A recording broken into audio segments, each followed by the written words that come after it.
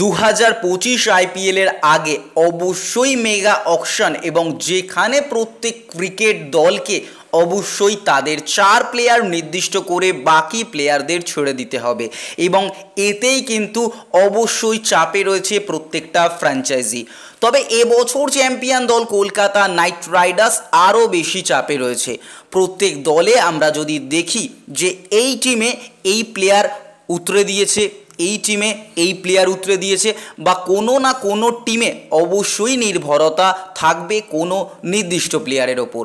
Kolkata night রাইডার্সে Phil Salt থেকে রিঙ্কু সিং, হর্ষিত রানা থেকে বরুণ চক্রবর্তী, একটা ম্যাচে মনীষ পান্ডে, এই রকমভাবে কেকেআরের প্রত্যেকটা প্লেয়ার কন্ট্রিবিউশন করে গেছেন দুর্দান্ত, এবং 24 কোটির স্টার্ক তার দুর্দান্ত পারফরমেন্স দিয়ে গেছেন প্লে অফ এবং ফাইনালে।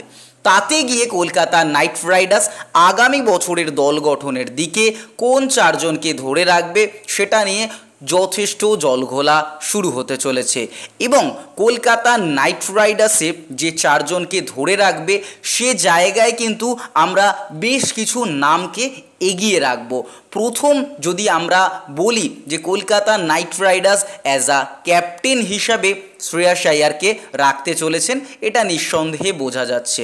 অন্যদিকে বয়স হয়ে গেলেও পারফরমেন্সের বিচারে সুনীল নারিন এখনও একটা দুটো সিজন উতরে দিতে পারবেন, তাই অবশ্যই সুনীল নারিন একটা ভালো চয়েস কলকাতা নাইট রাইডার্সের দিকে।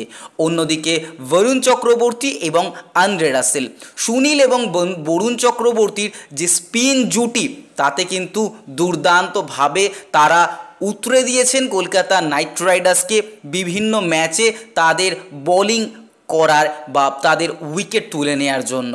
এদিকে আবার আন্দ্রে রাসেল ব্যাটে বলে সেভাবে হয়তো সুযোগটা আন্দ্রে রাসেলের কাছে আসেনি, কারণ সুনীল নারিন থেকে ফিল সল্ট, অন্যদিকে মনীষ পান্ডে একটা ম্যাচ, ভেঙ্কটেশ আইয়ার, প্রত্যেকেই কিন্তু যেভাবে ম্যাচ বের করে দিয়েছেন, ঝড়ের গতিতে ব্যাট করতে কোথাও আমরা আন্দ্রে রাসেলকে দেখিনি। তবে অবশ্যই বোলিংয়ে আন্দ্রে রাসেলের যে মিশ্রণটা তাতে প্রচুর উইকেট এসছে, দুর্দান্ত ফিল্ডিং করেছেন।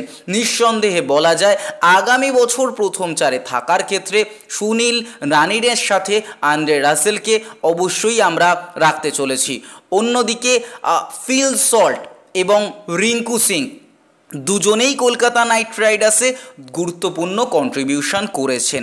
হয়তো রিঙ্কু সিং এবারেও সেভাবে জায়গা পাননি তার ব্যাটিং কেরামতি দেখানোর জন্য, তবে ফিল সল্ট কলকাতা নাইট রাইডার্সকে যেভাবে ওপেনিং জুটিতে স্টেবল করেছেন তাতে তার অবদান অস্বীকার করা যায় না। কলকাতা নাইট রাইডার্স দীর্ঘ সিজন যাবৎ এই যে ওপেনিং জুটি তাতে কোথাও গিয়ে একটা ভালো বিল্ড আপ পাচ্ছিল না, তবে ফিল সল্ট আসায় সেই সমস্যার সমাধান হয়েছে।